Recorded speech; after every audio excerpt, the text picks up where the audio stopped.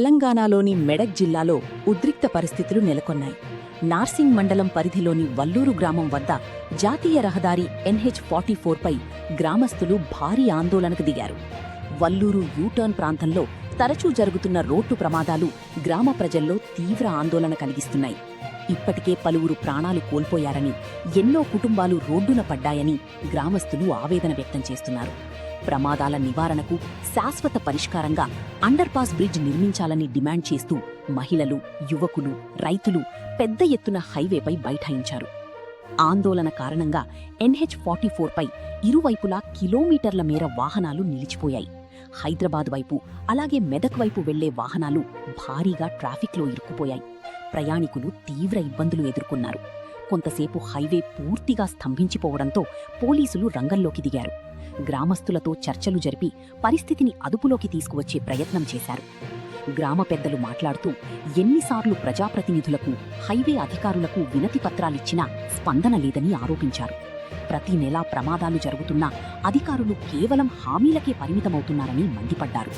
వెంటనే underpass bridge నిర్మాణానికి స్పష్టమైన హామీ ఇవ్వాలని, పనులు ప్రారంభించే వరకు తమ పోరాటం కొనసాగుతుందని హెచ్చరించారు. ఈ ఘటనతో అక్కడ ఉద్రిక్త వాతావరణం నెలకొంది. సమాచారం అందుకున్న స్థానిక అధికారులు, పోలీసులు గ్రామస్తులతో మాట్లాడి సమస్యను ఉన్నతాధికారుల దృష్టికి తీసుకెళ్తామని హామీ ఇచ్చారు. అనంతరం పోలీసులు నచ్చజెప్పడంతో గ్రామస్తులు ఆందోళన విరమించారు. అయితే అండర్పాస్ నిర్మాణంపై త్వరలోనే చర్యలు చేపట్టకపోతే మరింత పెద్ద ఎత్తున ఉద్యమం చేస్తామని గ్రామస్తులు హెచ్చరిస్తున్నారు. వల్లూరు గ్రామం హైవే దగ్గర మేము వల్లూరు గ్రామ ప్రజలందరం కూడా ఈరోజు మా బాధలు పట్టించుకునే నాదులు ఎవ్వరు లేరు. మేము పిఎస్ గారికి పోయినాము, ఎంఆర్ఓ దగ్గరికి పోయినాము, కలెక్టర్ దగ్గరికి పోయినాము, పీడీ గారి దగ్గరికి పోయినాము, ఎమ్మెల్యేకి ఇచ్చినాము, ఎంపీ గారికి ఇచ్చినాము. ఎవ్వరు కూడా మమ్మల్ని పట్టించుకునే నాదులు లేరు. మా ప్రాణాలు మాత్రం ఈ రోడ్డు మీదనే ఉన్నాయి. మరి మా ప్రాణాలే తీసుకుంటారా? మీరు వచ్చి మాకు పరిష్కారం ఇస్తారా? ఏదన్నా ఒక్కటి అయితేనే మేము ఇక్కడ నుంచి జరుగుతాం. ఎమ్మెల్యే గారు, ఎంపీ గారు, ఇన్ఛార్జ్ గారు అందరు కూడా స్పందించి వెంటనే మాకు ఇక్కడికి బ్రిడ్జి తెస్తారా? మా ప్రాణాలు రోడ్ల మీద పోతే మీరు చూసుకుంటా కూర్చుంటారా అనేసి ఈ వల్లూరు గ్రామ ప్రజల తరఫున నేను చెప్పడం జరుగుతుంది. మా చుట్టాలు గాని, బంధువులు గాని రావడానికి పోవడానికి చాలా ప్రమాదకరం ఉన్నది. ఇక్కడ బ్రిడ్జ్ ఖచ్చితంగా కావాలి. చాలా మంది చనిపోతున్నారు. మా ఇంటి వాళ్ళు కూడా చనిపోయింది. ఇక్కడ ఎవరికి ప్రమాదం కావద్దు. ఖచ్చితంగా బ్రిడ్జ్ కావాలి, కావాలి, బ్రిడ్జ్ కావాలి.